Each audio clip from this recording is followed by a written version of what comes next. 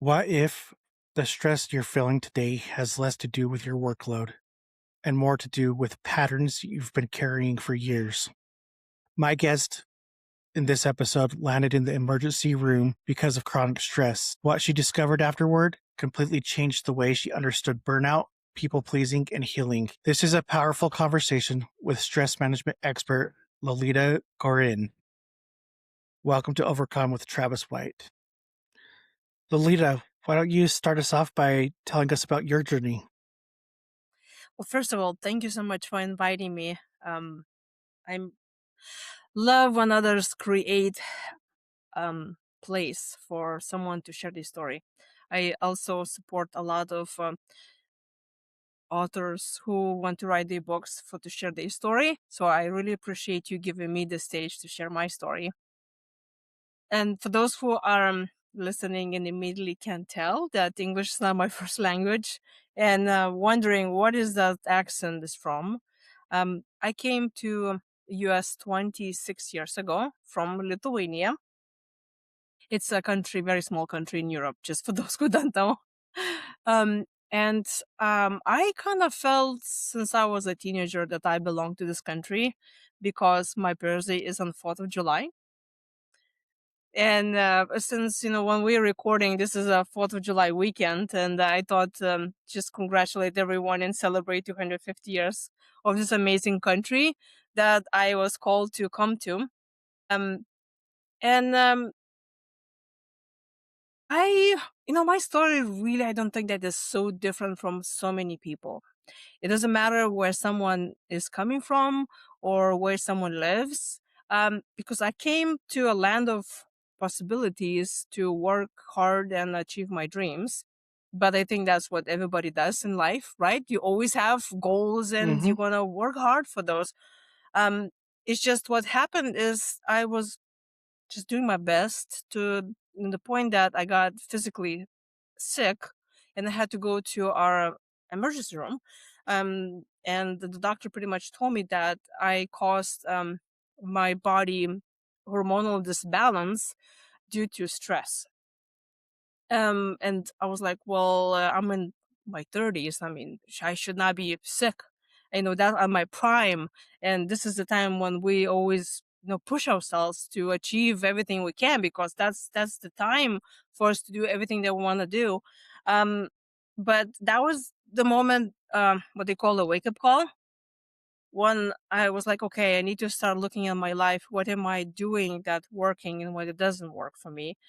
Because I did not want to take any medications. And it's so easy these days. You have a little problem and they immediately tell you, oh, you just take some pills, you'll be fine. But it was not like, oh, my blood pressure was high or I have inflammation or something. It's not like surgical or so basically, they said, I need to take care more of myself because I was not sleeping enough, and not drinking enough water, not eating nutritious food, and that's like common sense, right, for human body just to keep. But another thing that I noticed that was constantly keeping me in this hypervigilance, and I was very stressed, and I was very big in people pleasing, and I was working hard and was accepting everybody who was throwing work at me, and working weekends because I wanted to prove to myself and others that I can do my job and I can achieve my dreams. And again, like, I'm not saying anything new. A lot of us, doing what we can. But I think what I discovered that when I started taking care of myself more, I became stress management coach. Um, and because I saw that there are many that could resonate with me when I go and some networking events or parties and we start talking about stress, I realized that, that's like a very common. People do stress a lot in our society. I mean, we all stress so much. Um, and I was very inspired to help other people because there were things that I did in my life that helped me to regulate and get enough sleep and regulate my nervous system, and I was doing pretty good. Until one day I finally discovered the bottom of my stress and why I was behaving the way I was behaving. um, I was reading a book about how to get more coaching clients, since I was just opened my coaching business. And the author of the book mentioned that she was an adult child of alcoholic, and I never heard that terminology before. I was like, I was reading what she had to say there, and I realized that, wait a minute, my dad was alcoholic. And, some days he would be very functioning and he's nice and smiling, but when he would be drunk, he would be very violent. Um, and then I read the book that she recommended to read, um, for adult children of alcoholics, and I realized that that was me. And then it all made sense. That's why I got so sick, because I grew up in the environment where I was not taken care of. Um, my mom was doing her best. And of course, I went to school and I always was fed and I had a bed to sleep. And, nothing compared to some stories, that someone can share, that are horrific stories where they will be really majorly abused. And I wasn't, none of that. I mean, my dad was very violent and, but I always had what to eat and I might try the best. And I went to school and a good student, and looks like we're a very normal family. Um, but the thing is that I grew up in an environment where I didn't feel safe. I didn't feel like I was protected, and I was constantly hypervigilant. So when I came to a new country and I became this adult that's now going to take care of myself and striving to be more, I was just people pleasing. I was afraid to say no to people, to projects. Was pushing myself very hard. That everybody can relate who wants to achieve the goal. And I later realized that a lot of us in this society, we wear stress as a badge of honor, because in our society is to push yourself, to stress, to produce, to constantly bully yourself and to even things that you don't want to do. That's what's desired in our society. And it doesn't matter. When I do a lot of talks and interviews on other podcasts, and they ask me, they're like, well, do you think that US is very different than Lithuania? Because I come from two countries. And I say it doesn't matter what country you live in, because stress doesn't have a nationality. Mhm. It's really about what environment that you come from and how you learn to deal with life and what patterns have you learned from the environment that you grow up in. And so that's what I do now. I am a stress management coach and a speaker, and I have online classes I teach, where I talk a little bit deeper than just how to manage your stress through meditation and diary writing. What they call stress management bandages, and asking someone to be courageous enough to look deeper into why we do things that we do and how we can help ourselves to be better selves without bullying ourselves. I absolutely love it. I have a few thoughts and directions I could go here. First of all, I really love that you took your own story and figured out a way that you could help people. I think that's fantastic because, like, we all could use stress management, right? Like, it's hands down. I think we all live in this world where we're trying to not feel the burnout. We're always busy, things are always going on. But this leads me to my first question. So, when you figured out what was going on with your body and came into this health crisis, what was the hardest truth you had to accept about yourself? um First one, I realized that I behave the way I'm being taught to behave from early age, and that a lot of how I really bullied myself or couldn't protect myself, it came from that environment. I felt like I was broken and there is no way back for me. Um, because one, I had no idea that all of this childhood and this trauma was impacting me, and it felt that that's it. I'm broken. There's no way out of it because that's the part of me, and it became very lonely. And that's one of the reasons why I share my story, because and I have published quite a few books about stress management.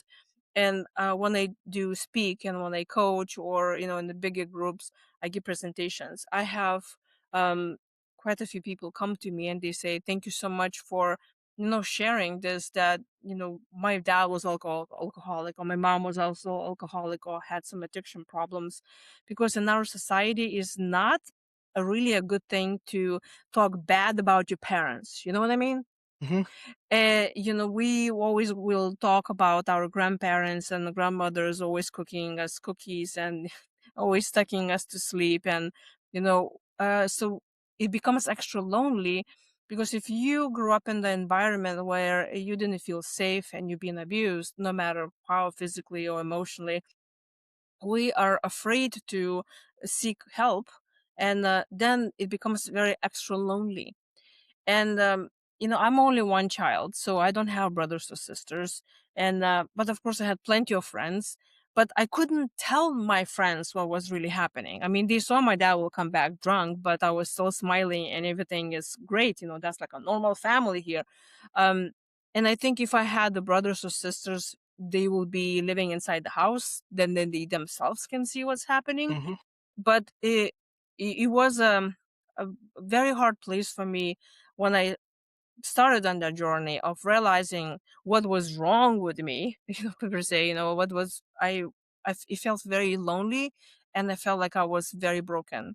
The second thing that came to me is I became very angry at my dad and my parents that they could not provide me the childhood that I deserve of just being supported and safe. And then it was interesting to see how I moved to a next stage of understanding that, well, my parents are also children. They also grew up with their own childhood traumas. And then I start thinking about my grandparents. And we Lithuania is in Europe, so we had all of those, World War II and one, and all of usually it's like in the place between Russia and Europe. So we had constantly wars through the centuries. So that's mean that trauma of constantly losing a family member, or being in despair, or in the fear of abandonment and not enough of food, or anything, was really generational. And um, and that was the point when I really thought about my dad as someone who's really struggling. And any addiction is a soothing mechanism. He's protecting himself from the pain that he's feeling. And I started digging deeper into understanding why he was drinking. And then when I understood that he's another child that didn't get what he needed, his own safety from his parents, um, that's where I found the understanding and empathy and forgiveness. And that's all that angry part of me was gone. And that's when I realized that, wait, I'm not alone. There are plenty of other people that are there, maybe thinking that they're alone and they're broken. Then there's no way out of this.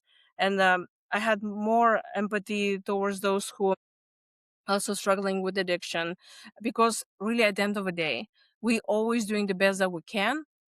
And uh, and I truly believe that hurt people hurt others. So when somebody is hurting themselves, um they also may hurt others to ease their pain.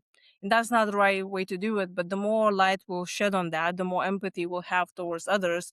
That's when we can include others, so we do not feel so alone, and we can help each other. Yeah, I really like that. We hurt people, hurt others.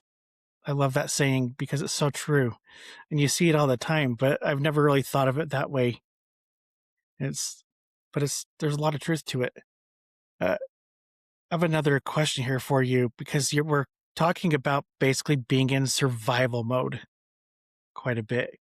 What are some signs someone is operating from survival mode instead of truly living? um First comes to mind that it's like someone can ask themselves, how often do they get triggered? Meaning, for example, there's an example. Let's say you and me, we are in the same room, but in the hallway on a closed door where we don't see the other people, we hear that someone is arguing. Now, for you, that you may grow up in a what we say normal environment where you felt safe and you felt seen, and or you know how to you know feel in a more safe environment. You may think that those people outside the door, they're just arguing about the football game that they saw yesterday, right? They're just passionately talking about something that they care, and it doesn't include you. It's all about them. It has nothing to do with you. Now, I grew up in the environment that I'm constantly had to be hyper vigilant, and I wanted to always feel into my environment to see, what's going on. Will I be um, safe? So when I hear someone arguing, it immediately triggers me a sense of insecurity of, oh my gosh, I'm not safe. They may barge into a room. I need to call 911. Where are the exits? Or what do I need to do? And it reminds me of that situation where I grew up, where I had to protect myself and run away to another room because I wasn't sure, where that violence is going to go. So if someone in any situation and they already can notice that they looking for they always assume the worst case scenario, that's already indication that you're operating from hypervigilance and not from the place of safety where you can enjoy the moment and you can say, oh, it has nothing to do about me, this just life goes on and I trust myself because life is good. There's another thing that I notice a lot with those who not really living and surviving is uh, has to do a lot with people pleasing, trying to save everyone and trying to make sure that environment will be safe for them. And people pleasing, it could be very easy to understand if, let's say, you are in the workplace and your boss is, comes and say, hey, can you do this thing for me? And you already have a lot of work to do, but you want to please your boss. In other way, saying, well, if I will say no, I'm afraid to say no, because if I will, I may get fired, and so I'm going to do it. There is another story that I just remembered from from my life on the long time ago before I started working really on myself and on my healing. I remember there was a boss that my supervisor. He said, "Hey, can you come with me to the office? I need to talk to you." And I immediately got scared because that was a major trigger for me, because I was not really living in joy. I was living from the scarcity, from this fear. And I remember I was walking to his office and there was like this long hallway we needed to go through. And I was immediately thinking, what did I do wrong?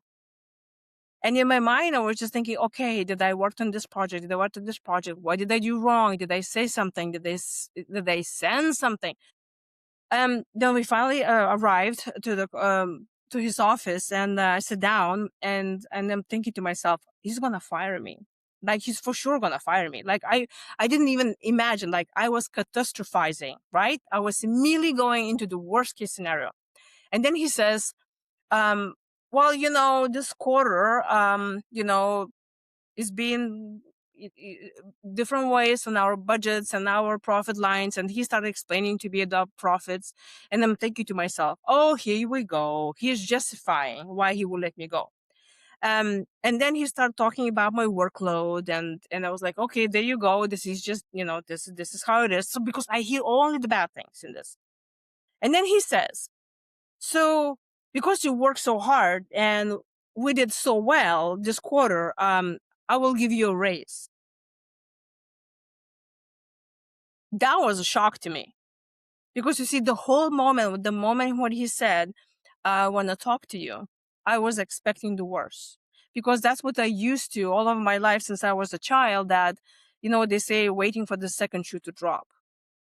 And I was catastrophizing. In a lot of situations in my life, I would expect the worst because that's this, preservation mechanism of I'm immediately jumping into conclusion so I can preserve myself.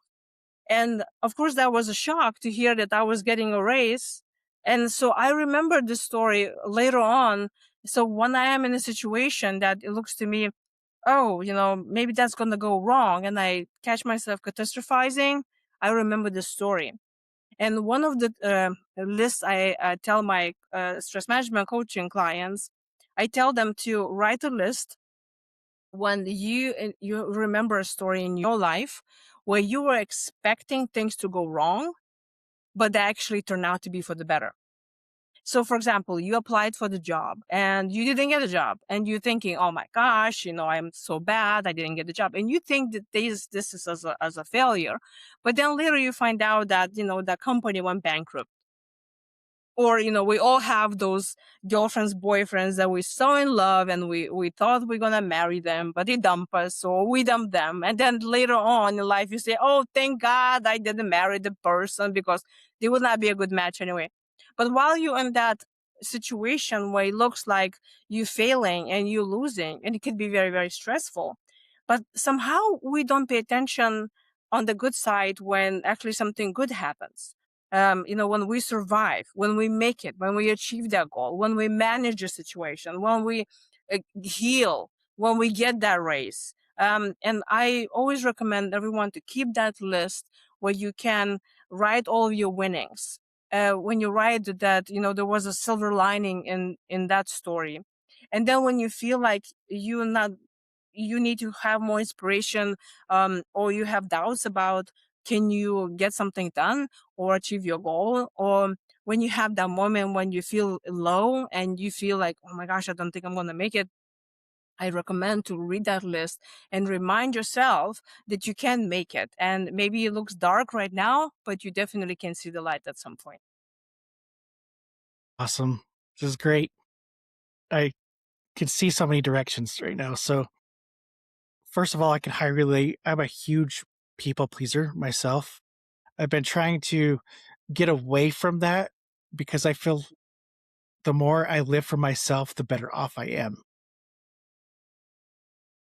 And I'm the type of person I think that we need more no people because at some point in our lives I believe that we're trained to say yes, but to me that plays a huge role into causing the burnout that we're all experiencing. It all starts, from just acknowledging that human condition is already is a package, comes as a Mhm. package. We have to people please because humans are born not like we just drop from the mother's womb and start running like horses. We need other people to be fed and saved. And if we learn very early in our, babies already know that when they please the parents, when they please the other people, they get fed. So then we learn to be kind and nice, and or you know do whatever they expect us to do, and whatever rules the environment give us, we will follow that, because we want to survive. But then the sad part is that we take this all in our adult life, and then we still behave like we with children, that we're still hungry and nobody else can do this for us. But then we need to really acknowledge that we're adults now and we can survive, and but we still need other people, of course, for all of other things. But when I have clients that they work with and they have difficulty of doing anything for themselves and are saying no to uh, different projects or saying no to other people, that's a very easy, you know it could be hard for a people pleaser to start saying no. And the easiest way how to do it is, um start small steps. It's, if somebody says, hey, for example, what you doing this weekend, I want you to come and help me to clean the garage, for example, and you already have other things that you want to do, or maybe you don't want to do that, you want to spend that time doing something else. you even can immediately say no if you feel, but if you don't, you can say, let me think about it, and I'll get back to you. So it's kind of yes or no, but you give yourself permission to still think about it. And then later, when you already made a decision and you don't feel like you are on the spot that you need to um, please them and then go against yourself, then you can later tell them that no, maybe it will not happen. But how about next time? Um, and I think the beautiful thing is, when we start saying no, we see that the world will not fall apart.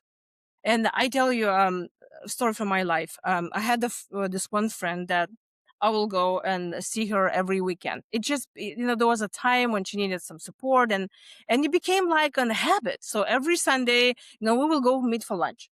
And I came to the point that what can you talk about every single weekend? That's a little too much. But I was afraid to tell her, like, can we just do it every weekend or like every second weekend or something?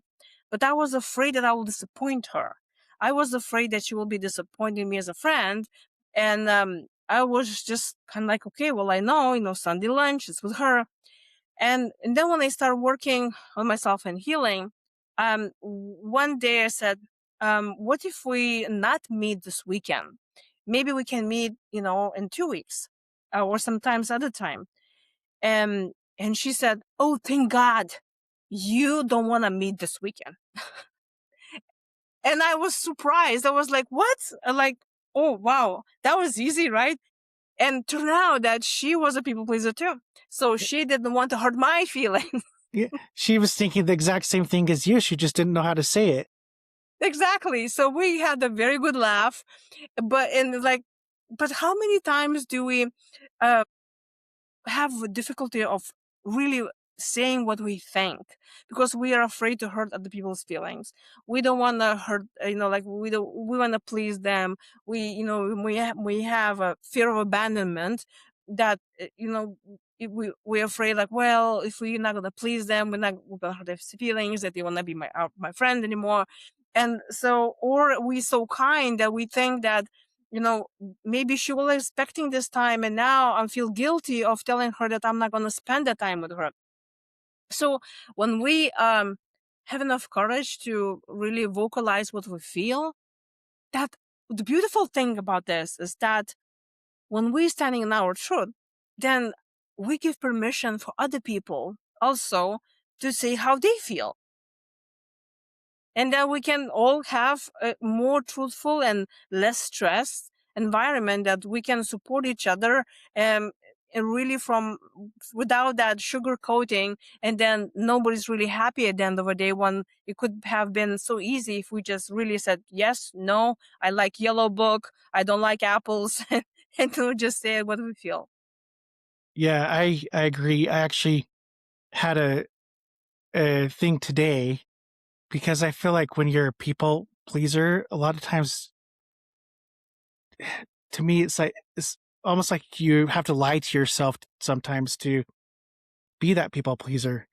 And so I'm finally getting out of my shell and saying, no, I don't want this. I don't want this. Like this is what I want in the future. So I was actually in a call with somebody and they're at work, and I hope that they're not listening to this because I don't want them to jeopardize anything. But I was asked in that call by one of my bosses, well, where do you see yourself in the future? What do you want to do? And I basically said, I don't want to do this. And he said, well, what do you want to do? Where do you see yourself? What do you see yourself doing? And I said, well, I see myself building my own business eventually. And that doesn't include anything that I'm doing right now. And I actually felt really liberated to be honest, because for the longest time, I feel like I've been living this lie of telling people, well, I want to stay on this career path for the rest of my life, because it's not true. And what also has to do a lot with stress management and self trust is that when we in situations like that, when we are afraid to say what we feel and what we want out of people pleasing, out of we want to be safe. That's the moment when we abandon ourselves. And it may look like, well, it doesn't matter where you go, you take yourself with you, right? Well, Hmm. but no, because we learn when we, in our environment, when we still depend on adults, we learn that if they don't like the part of us the way we are, it is detrimental to us that we stick to that part of us. So then we learn to deny the part of us in order to please them, so we be safe and fed. And so then that part of us stays not seen or appreciated or integrated with us. And then that's how we learn how to abandon ourselves. So then when we become adults, uh, with this all the people pleasing and not telling the truth to others, but even to ourselves, that is also the part of abandoning yourself. And we making ourselves even more isolated. And on top of that, when we abandon ourselves, we prove to ourselves that we cannot trust ourselves. So if we don't trust, that's mean we're not sure how we will handle things in the future. So let's say we're talking about stress management and how to be less stressed. If you trust yourself that you can manage no matter what will be thrown at you, you will be less stressed for the future, because you'll have the confidence of knowing, you know what, no matter what happens, I know I'll be fine. But if we do not trust ourselves, if we abandon ourselves, we have no idea what's going to happen in the future, and then it just triggers more of an anxiety. And I also say we need to stop bullying ourselves. All of this pushing of we need to be better, we need to work harder, we need to prove who we know what we worth. It is basically we abandoning again, and then we abusing ourselves. So that's why it's extremely important for us to be truthful to ourselves. Is that's what I really want? Is that really want? And we need to ask ourselves, why do I want something? Is it because I'm being told to want this, or because my family wants me to do this, or am I really truly want to do this for me? Very well said. And I agree 110%. I think trusting yourself is an important step to making progress in life and actually owning who you really are. That also, when I started learning how to trust myself, I realized that I've been taught from early age not to trust myself. And you would be very simple things as um, I could be cold or I'm hungry, and let's say I will, and that's not only my family, but a lot of times how you can see the children being brought up in our society. If let's say I say, "Oh, I'm cold," and let's say my mom would say, "No, you're not cold. It's not cold. It's not cold. It's a nice weather. I mean, what are you talking about?" Or I will say, I'm hungry." And she will say, "No, you're not hungry. You just ate. I mean, we just ate dinner like an hour ago." I'm like, "You're not hungry." So I'm being taught to question what I feel. I'm being question. I mean, I learned that what I feel, what I think, may be not true. So when I talk with those who come asking for coaching, and I say, well, you need to learn how to trust yourself. You need to stop bullying yourself. You need to do what you want to do. They don't even know what it means to do what you want to do. They don't, and I myself, I was like, how can I trust myself if I've been taught to question myself? And small trust, I mean, of course, the trusting yourself starts with small steps, and it's stopping making promises to yourself that you cannot keep. Like, don't wake up in the morning and say, I'm going to go today to the gym, and then don't go to the gym because you just broke your own promises. And I was a master at this. I would always have like a list of, things, what I'm supposed to do today. And I'm going to, I'm going to go work out. I'm going to do my yoga. I'm going to write my diaries. I'm going to be doing all of this stuff. And then by the end of the day, I would be tired, of course. I was, working and doing all stuff all day long. And now when it's time to go for that, gym visit, I'm like, I am just too tired. I'm not going to go. And then I will be disappointed because I was giving myself a promise and I didn't keep it. So I am deteriorating this trust in myself. And I'm pretty much telling myself that I'm not capable. So then I stopped promising anything. And if, let's say, someone says, how about we'll meet on the weekend for lunch? I used to be saying, absolutely, you are on my calendar. I absolutely gonna see you. Now I say, let me get back to you and I'll let you know. We'll see how it goes. And then I kind of let myself, do something. And now when I have clients and they say, oh, we need to eat well and do, let's say, the same gym exercise. I say, if you don't promise yourself nothing and just tell yourself, I will do it if I feel like it. And then when that moment comes, then you tell yourself, if I don't feel like it, I'm not going to do it. So here is how you build your trust with yourself, because you honored your needs. You did not abandon yourself. And you also didn't bully yourself on something. And so I think our goals we should do something that we're inclined to do. But I think we'll have more success in achieving something when we know we have a way out and we are the ones who are holding the key in doing something or not doing. And I think that's why the diets and big programs, everybody starts New Year's going slimming up, or any of those success gurus for, taking 3 months and you'll become a millionaire.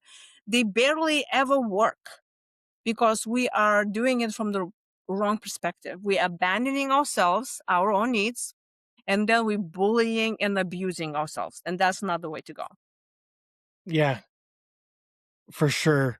And going back to the trusting yourself, it just got me thinking, because that's a big part of uh framework that I've been working on, is trusting yourself. But in order for me to, you know, learn how to trust myself, is I had to learn how to show myself grace and actually take steps to celebrate the small wins. Because sometimes progress is almost invisible. It's just little teeny things, and you have to learn how to recognize those. And I think in our society from early age, we already been told not to brag. We need to always praise other people. But bragging about yourself, that's a no-no. And when I came to this country and I had to write a resume, and you need to brag about yourself, what you know, it was so weird to me because, like, well, I cannot talk about myself. Other people can talk about me, but oh, no, no, no, I should be humble. I should not say that I know 5 languages. How do I know? And but I think it's also I think it was Jack Canfield that the first time I heard about that we all should have a list of our accomplishments, and no matter how big or small. I don't know, have you heard of that one? Probably somebody else. I don't know who even started, but having a list of any accomplishments, no matter how big or small it is, I think we should all have it and read it every day. Yeah, for sure. And I'm gonna kind of change the direction here, just because I'm curious about this and your thoughts on my next question. I kind of goes back to like feeling burnout and in survival mode. And in my mind, the only way to get out of that survival mode and feeling burnt out is to slow down. But from what I've seen, a lot of people feel guilty when they start slowing down. Where do you think that guilt comes from? I think the this answer, I got this answer from, I think, mm, Dr. Gabor Mate, when he was talking a lot about the childhood traumas. And I think that explains so well that when we grew up in the environment that we realize we're not appreciated and worthy enough for who we are, and our worth comes in survival, to make sure that we survive, comes from the place of we need to be productive, we need to be useful. And if we are not doing anything, this means we're useless. This means we'll be excluded from our family, our tribe. And we all know if we are excluded, this means we're going to die. So that's why I think in our society, we just keep on pushing and keep on going. And that's why when you meet someone, let's say you haven't seen them the week, or maybe you haven't seen them a year, and you will ask a question, how are you? I don't know what about you, Travis, but the people that I meet, and they constantly start telling me how busy they are, about their worries, is oh my gosh, I have my kids now this summer, I need to take care of them, then my parents came to visit, then my mother is sick, then I have my 3 businesses I'm running. And it's all about, look at me, how busy I am. Look at me, how stressed I am. What does that mean? That's mean basically that person telling me I am useful. Don't discard me. So then, and I tell you, when I started my healing journey, somebody said, you just need to love yourself more. That triggered me so much because number one, I immediately heard that I am still not good enough. No matter how much I improve myself, I'm still not good enough because apparently I am not doing this right. And number two, I immediately got scared of taking care of myself because loving yourself in our society eyes is being selfish. Mm-hmm. And again, and if you're selfish, how dare you? So we're going to exclude you from the group if you're selfish. You need to be useful. You need to contribute. And when somebody says, oh, you just need to take care of yourself, it triggers a lot of people. And I love this one exercise that this is what one thing that I say for those that I start working immediately. And now who are listening in, here is a very small tip how to manage your stress and take that little break. So you can use your phone and you can set an alarm on your phone to ring maybe every 2-3 hours. And then when it rings, if it's safe for you to do so, for 1 minute, only 1 minute, stop whatever you're doing, and you just can close your eyes and just stop doing whatever you're doing. Just breathe in, breathe out. Just close your eyes and tell yourself, this minute is for me. And I'm just going to just slow down and just allow myself just to be.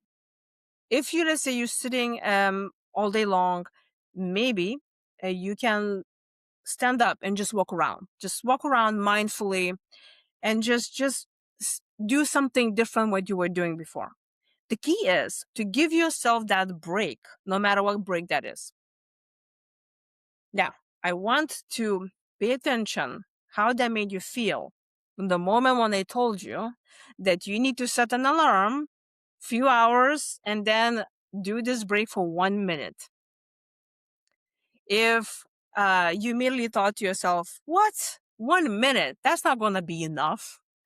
Or, well, this is stupid. I'm not going to put my phone and ring and what I'm going to do now. What I'm saying is this. Pay attention, because if you have a pushback, that is your guilt telling you that, no, you should not do that. And when you think about it, this is only 1 minute. It will really serve you well, because any break that we take, it's always serving us to slow down, take a break. So no brainer. But why are you feeling guilty? No, that's a very different issue. So, when we're talking about taking a break and slowing down, it is not necessarily about physical slowing down, although of course the body needs to physically slow down, but the mind needs to slow down. You can be relaxed when you're running a marathon, right? You are relaxed and enjoy when you're doing something that you love doing. You could be painting a painting, or doing gardening, or reading to your kids. So slowing down not necessarily means that you need to stop doing everything completely and be in the Buddha pose over here and, and meditating for half an hour. Even though there are plenty of people who look like they are relaxing and taking a break, and this is what I actually find out when I started managing my stress. I I was doing those stress management bandages. That's why I'm calling them bandages, because they help to stop the bleeding, but not really addressing the wound. And I remember I signed up for yoga classes, like as I should, right? Because that's what the stress management is. I went there, and while I'm standing in those poses that I'm supposed to be standing, my mind is running. I am thinking about what I'm going to do tonight, what I'm going to do tomorrow. I'm worrying about conversations. I'm replaying the same conversations with people that I had 10 years ago. I'm worrying about something's going to happen in the future. I'm already catastrophizing on something that maybe never will happen. So, what is really relaxation and what is really taking a break? It's not necessarily needs to be physical, but above all, it has to be mental, where you feel relaxed and safe, and you can just be with yourself and know that you can take a break. It can be 1 minute, could be 10 minutes, could be an hour, but you are at peace and doing something that you love that is benefiting you.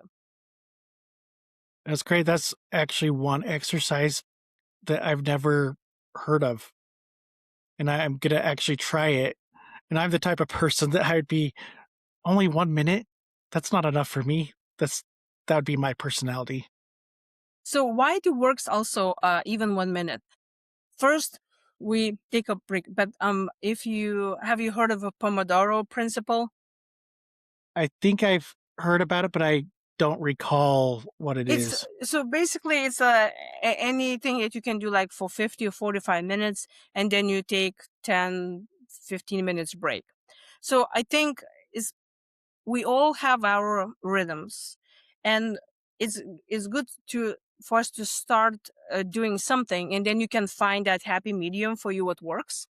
Um, so it could be even an hour. But then let's say you're doing something for an hour, and then you give yourself a break, 5 minutes or 10 minutes, and you can watch, funny dog videos on YouTube or whatever, something that gives you, happy dopamine or just calming down. Um, you probably notice if you are something, in a meeting or it goes over an hour, people have a tendency to zone out. It's like we're already out. It's like because we cannot hold the attention for so long. So let's say if you have an hour, then you let's say take five minutes to take a break, or even that 1 minute. What happens? You give your mind a break, and maybe you'll do something physically different. Maybe you hydrate something, so that's already nurturing your body. But also, what it does, stops your thinking, and of course it works great for your brain and all that. But above all, there is why it works so well is that you telling yourself, by doing any self-care exercise, you showing to yourself that you're not abandoning yourself. You are honoring your needs, and that is building your self-trust that you will take care of yourself. And that is building more confidence for the future stressors, because you know you will take care of yourself. And that is, I think, the biggest part that has to do of with self help and self love, is that we are there for ourselves, and then we can face no matter happens that in future. That's that's awesome.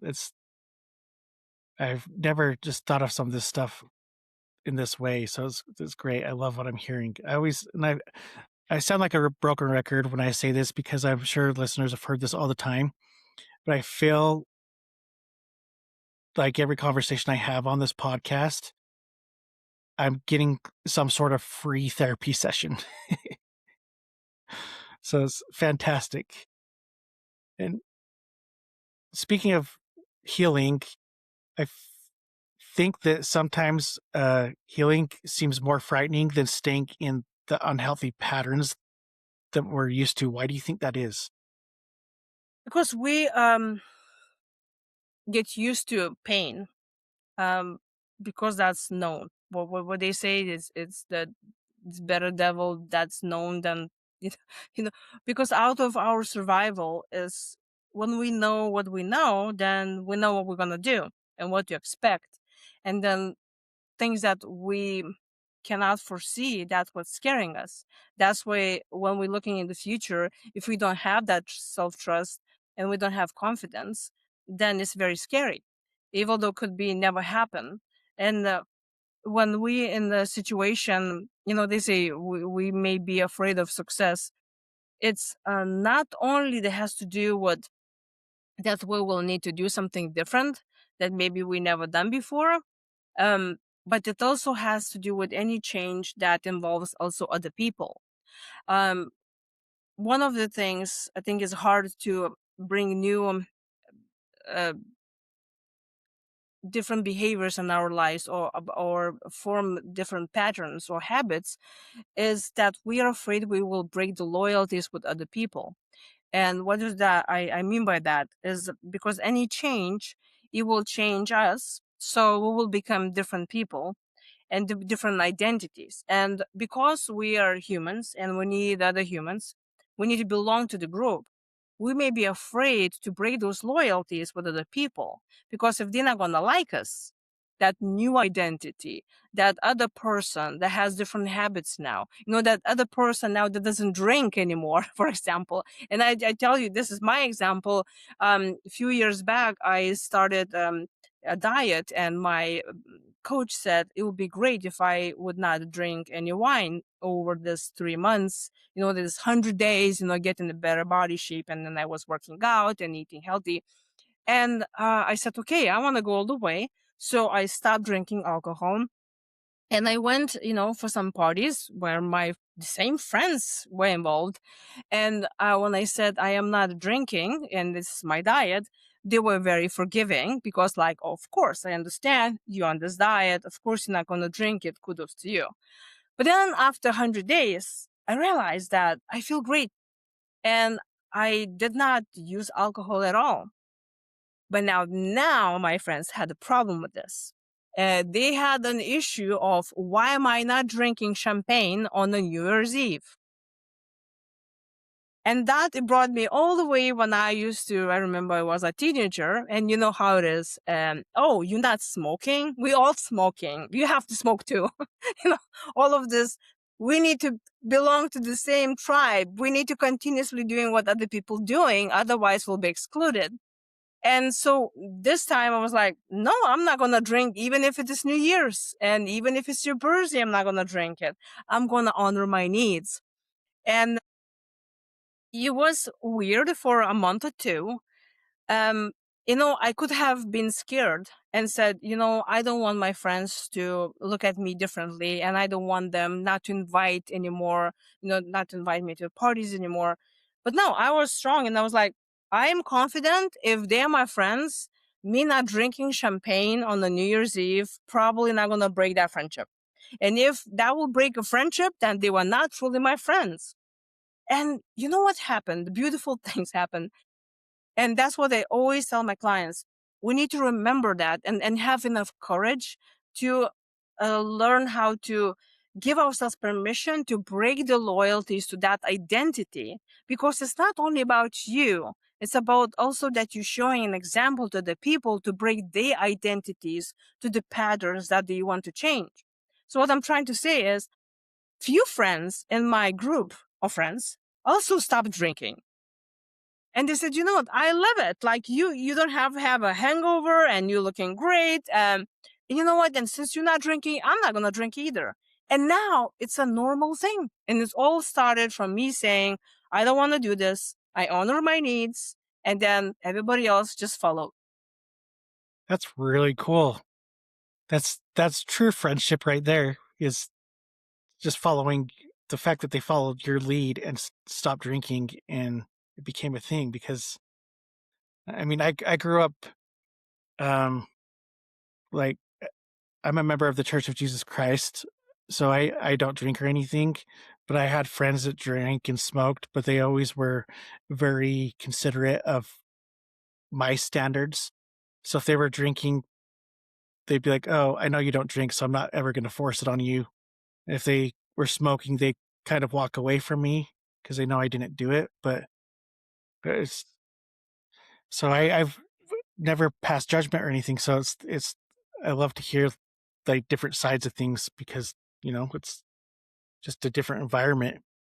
Uh, But I also want to say that giving ourselves permission to do self care, that hmm is an example showing for others. Is if like, for example, like if you want to be less people pleasing and honor your needs, if somebody says, "Would you like to do this?" and you say no, it's not like that you honor only yourself and you build your self trust, but also you. It's kind of like you showing that the other person also has a permission to say no as well, hmm and then more we'll allow ourselves to be true selves and honor other people's needs without being offended, without feeling triggered that, oh, they're abandoning us.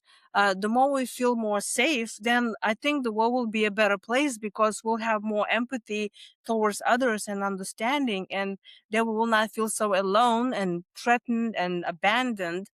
And I think that's how all the world peace starts, when we really uh, honoring our own and other people's needs. Yeah, I agree. Very well said. So these next questions, I'm kind of going into a different path here because these are some things that popped up from reading into your background that I'm just curious about. One of them is you created the calm process. I'd love to learn more about that. So when I started coaching others about how to manage stress, I realized that there are some key factors in how we manage stress. And so then I came up with the calm process, and every letter means something. So I'm invite you now to, for those who are listening, and to think about some stressful situation that you're in that you want to solve it. And you could be anything big or could be small, like sitting in traffic and stressing out because you're afraid you'll be late. Um, and then let's think about letter C. It stands for control.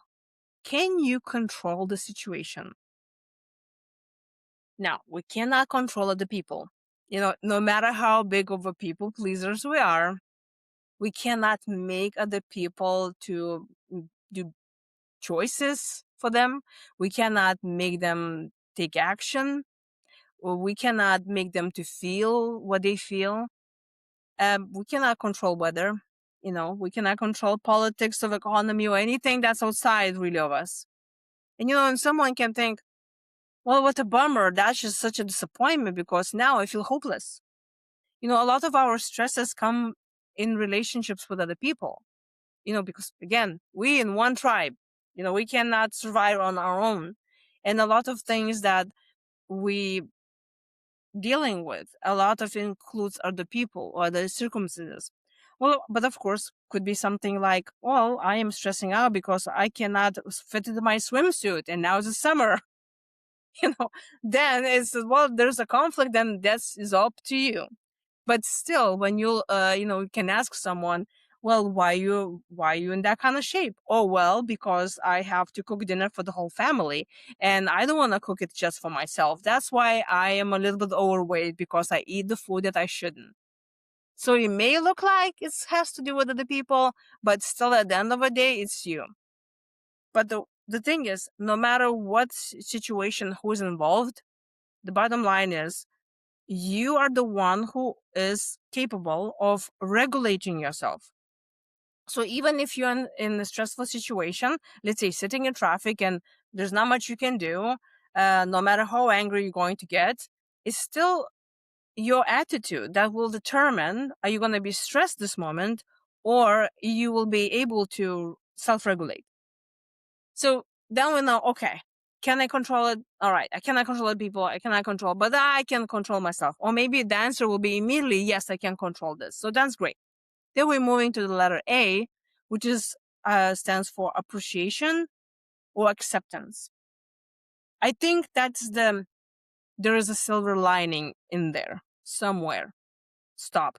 Because I believe nothing happening without a reason. There is a reason why things happen.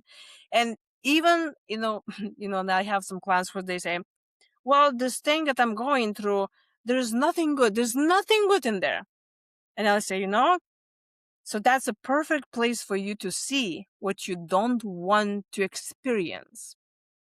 So it is serving you anyway. Even if it's painful, it is the place where you can have a chance to know yourself better. Maybe this is the time when you realize that I need to have boundaries, or this is so painful that this is the time for me to realize that I cannot continue the same thing what I'm doing.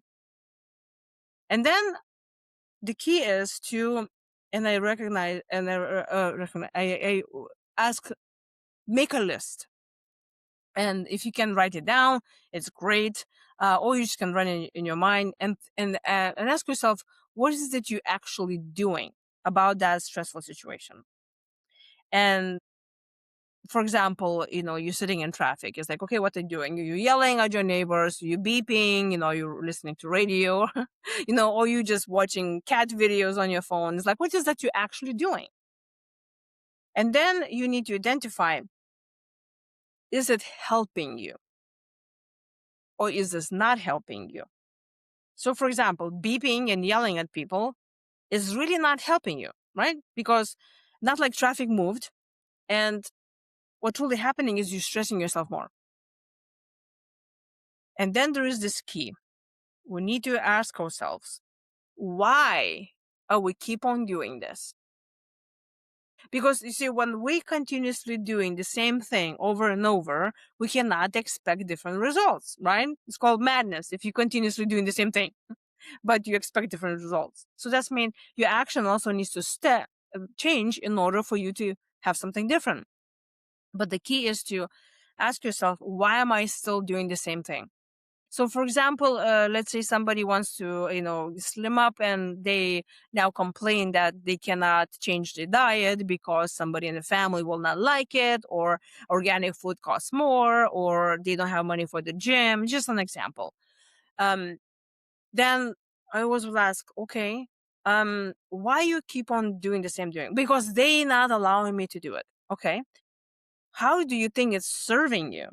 And this is the question that a lot of don't like, because it looks like, no, it's not serving me. I'm in pain. But no, it is serving you. It is always serving us, even if it hurts us. So that's mean a lot of things that we are doing in a stressful situation, and we are feel like we're not able to change, or we feel hopeless to change. It is because we rather be in that comfortable zone, what we talked about already, Mhm. that we feel safe. And the change will mean that we need to break the loyalty with who we are, and we don't know how the people are going to look at us. Because let's say someone who is, never fits in their clothes and they always unhappy, is a very different person than now they slim and now they're happy and now, they feel comfortable. That's a different person. So we are afraid of that change. So there's always bottom line is, why are we doing things on those that we do? Then also there's a lot of things I noticed that we do that actually stressing us and not good for us, because we want to honor somebody else. And I tell you, I had a client who she told me that I asked her what is, what's her daily routine looks like, and she was, counted herself as a healthy person, and she said that she's running every morning at 5 o'clock. She wakes up and she goes for a run. And later on, I realized that she was actually stressing about it because she was not getting enough sleep and she was not a morning person. And I asked him, like, why are you doing this? Obviously, you don't like it. You're bullying yourself and waking up in the morning and doing this. You're obviously abandoning your needs of getting more sleep.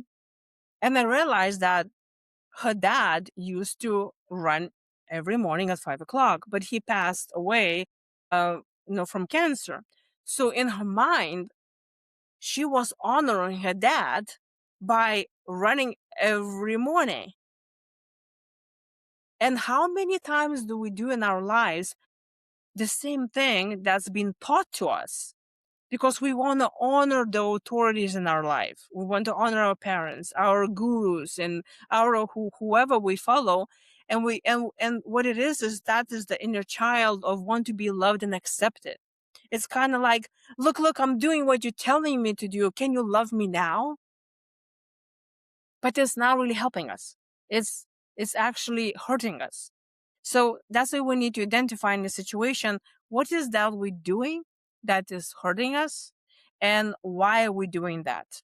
And then, of course, we need to move away from that place if you want to, because there are plenty of people who love being in the same place, although it looks like, they're suffering. And if you don't have enough courage to move, then I would say you need to ask for help. There's plenty of people, the coaches, the therapists, there's somebody else that you can hire to do things. And so we go right to the last point, that's M. And M, I think, is very important. Is multiplying something that already works that you are doing. And I love that we talked about, making a list of things and of our accomplishments. This is very important to give ourselves credit. And, many times that even if a stressful situation, we are doing something that's actually helping us, and then we need to just do more. So maybe that could be not about a specific stressful situation, but about how to manage stress in general, that may be helping you to self-regulate, give yourself a break. So, for example, you love reading a book or going for a walk, and it helps you to regulate yourself and kind of calm yourself and give yourself a break. So then you can deal with that stressful situation. So how about honor your needs and give yourself permission to read a book for 10-15 minutes? And even if you don't have time, how about you just tell yourself, I will read one page. And that could be also enough because, like I mentioned before, you're giving yourself that break, but also you're giving something to yourself that you love doing it, and you're not abandoning yourself. You're honoring your own needs. So multiplying what already works and asking for help, delegating things, and especially those who, we learn to be so independent and we want to help others, and we have difficulty with helping ourselves with self-love and self giving ourselves that break. We need to remember one thing, that it's not only about us. When we're taking care of ourselves, we're not only showing example to other people, like I mentioned before, but also we cannot run on empty. We need to fill ourselves first to help others and to give that energy to other people and support them. But also, I think we forget a very big part, that, when I said I learned a lot. We adults, we learn from our childhoods. We learn through example, through, how our parents were managing their stress. That's how we learn it. So, for example, my dad was alcoholic and he was stressed out, so he will go for a bottle, right? So I can grow up and say, you know what, I'm just gonna have a glass of wine, and now I'm gonna, because that's what they learn. That's how my parents learn how to manage their stress and everything else in life. And well, guess what?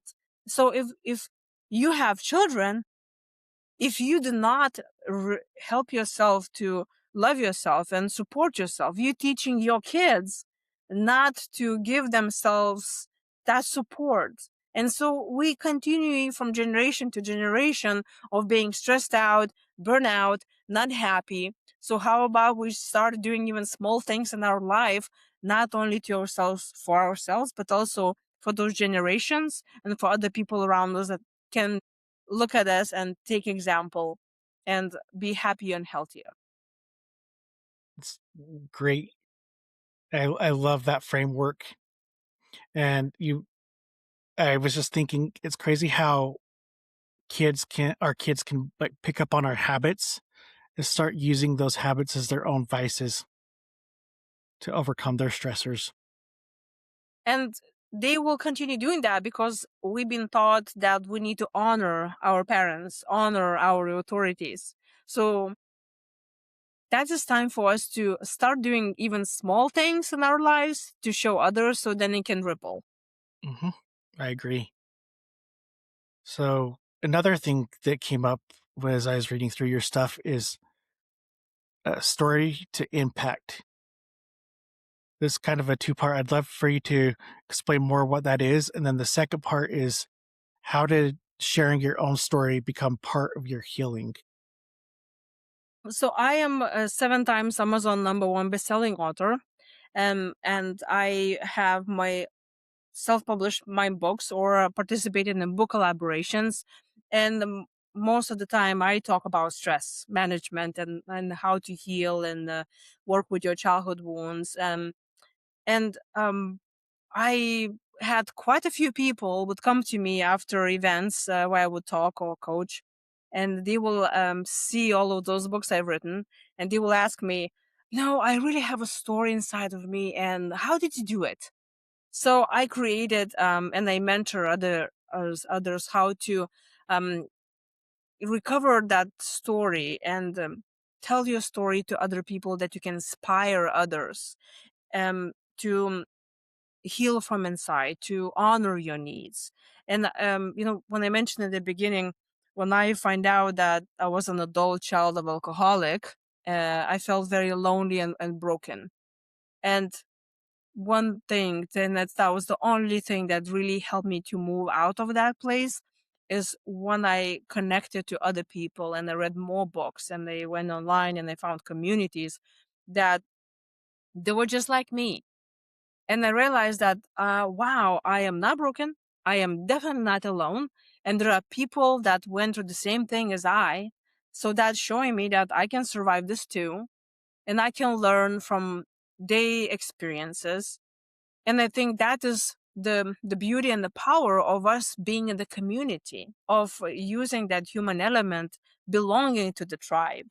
So we're not alone. And we need to have enough courage to share the stories, no matter how dark or painful are, and stop being ashamed of ourselves. Um, and when I start mentoring someone who wants to share their personal story, most of the time there's so much of um, pain and shame involved, or suffering, and it has a lot also to do with that. you know they've been shaped with their family members, and they say, well, I want to share my story, but I cannot say this and this and that, so because they don't want to hurt other people's feelings.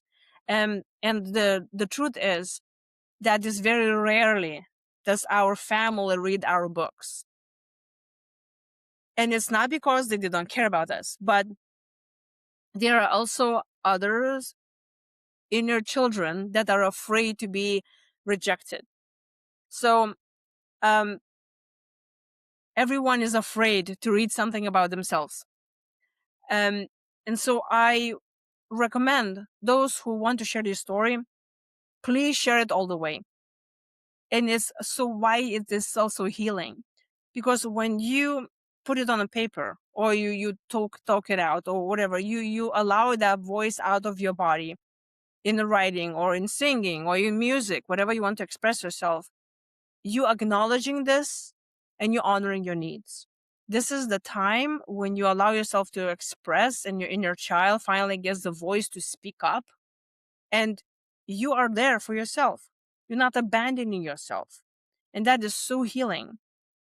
And when I wrote the book, Stress Management for Adult Children of Alcoholics, I also have a diary workbook every day to write. There are questions that you can answer. It was a very healing experience for me, because every chapter I would put my personal stories from my childhood in there, and with my relationship with my dad. And it gave me an opportunity to see it from a different perspective, from perspective with the empathy, and not only to my dad, but also I saw what my inner child felt that moment when these things were happening, but now from a adult point of view. And it was very healing experience to revisit the stories and share the stories. And the most when I got my biggest reward is when somebody who comes to me after the speech somewhere, and or they purchase my book, and they contact me, come talk to me, and they say, thank you so much for writing this book, because I could relate so much, and then allowing me to talk more about myself and open up to my family members. And the healing is acceptance, is saying there's nothing wrong, I'm okay, we're all here together, and we can support each other. That's why I highly recommend to share your story in no matter format you want. It's not only for you, but also for others, so they can be inspired to heal, to experience and honor themselves as well. Yeah, awesome. It's and I you got me thinking about when I started this podcast. My very first episode, I shared my own story, and I look back and at how hard it was to be vulnerable And nowadays, like, and I let me back up. It's hard to be vulnerable, and there were some things that I left out, but now, like, I wish I didn't leave them out because I was like, the more vulnerable I am and the more open I am, the better I feel. It's getting your stuff out there is very liberating. I remember when Jesus said you cannot be a prophet in your own village. Those who know you personally, they will not look at you as someone as an authority. And those who don't know you and they, let's say, read your book or listen to your podcast, they already looking at you as an authority because you did something that they haven't. And so it's a win-win either way. Hmm. And I think back to when you said your own family. I know my family doesn't really listen to it, so I was like, well, if they do and they're offended, maybe it's something that they did wrong and not necessarily something that I did wrong. I agree with you. So, last question here, and then I have just a few follow ups. What's the biggest misconception people have about stress management? They think that stress management needs to be stressful to manage. What I mean by that, it looks like stress is a very big thing. It taking so much of time and energy and pain and suffering. Um, so we think that because it's so big, the solution is also needs to be so big as well. But it shouldn't be. Even taking 1 minute a day or reading a chapter a day and honoring your needs just looks like it's a very small thing, but that can change trajectory of all your life if you really allow it to. Perfect. And then this one is a very like generalized question. I love to hear the responses I get though. What do you feel is the biggest stigma when it comes to mental health? Of showing your true vulnerability. There's a lot of wearing a mask, and we're still trying to portray someone else that we expected to look like. There's a lot of acting, what they say, and being afraid to show that part of truly who you are because we are afraid to be neglected, rejected, and abandoned. Very well said. It's we live in a world where it's shameful almost to show your true self, but then it's you do it and it's really just honestly once told my story, it was like one of the best things I ever did. And the beautiful thing, I think, the moment that we allow ourselves to say no or to do anything and nobody dies, you Mm-hmm. know, the life does not stop. It's still going. And then it's like, Mm-hmm. wow, I just said that and nothing happened. Nothing. Nobody got struck by lightning. Nobody got hit. Yeah, hit by a car. Everything's fine. And now, where can people find you? So my website, beamazingyou.com. I also have plenty of videos about stress management, also how to write and self-publish books on my YouTube channel, the same name, Be Amazing You. I also take stress management coaching clients and mentoring how others to write and self-publish books. And all of this is found on my website, beamazingyou.com. Perfect. And I'll be sure to add all those links in the show notes. The last thing here is we covered a lot of ground tonight. Is there anything that you'd like to bring up that we did not discuss? I would just say be kind to yourself. It's not a big deal. Just be kind to yourself. I agree. That's good words of advice because I find that it's such a small thing, but yet big thing at the same time. Well, Lolita, thank you so much for taking the time and speaking with me tonight. Thank you so much for having me on your show, Travis. I really admire uh, how you're using your story to help people. And thank you to all the listeners. If this resonated with you, please share and give us a follow. Thanks again. Until next time.